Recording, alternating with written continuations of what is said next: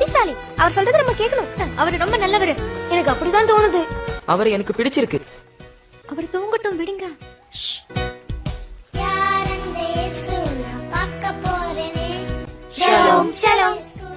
நல்லது.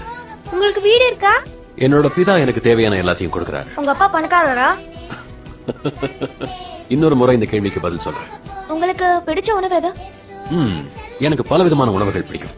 ஆனா குறிப்பா பல காரணங்களுக்காக எனக்கு அப்பா பிடிக்கும். பிள்ளைகளா, ஆண்டவரின் வார்த்தையை எடுத்து மத்தவங்க கிட்டயும் பகிர்ந்துக்கணும். அப்புறம் வீட்டுல அப்பா அம்மா கிட்ட மரியாதையா நடந்துக்கணும். அப்புறம் ரொம்ப முக்கியமா மோசையோட சட்டத்தின் படி யாரை நேசிக்கணும்? தேவனாகிய கர்த்தரை முழுமையா நேசிக்கணும். ரொம்ப சரியா சொன்ன. வேற யார் நீதியை விரும்புவாங்கன்னு உங்களுக்கு தெரியுமா? கர்த்தர் நீதியை நேசிக்கிறார். நீங்க இங்க இருக்கிறதுக்கு என்ன காரணம்? உங்க எல்லாருக்காகவும் தான். உங்க கூட நேரத்தை செலவிட்டது ரொம்ப சந்தோஷம்.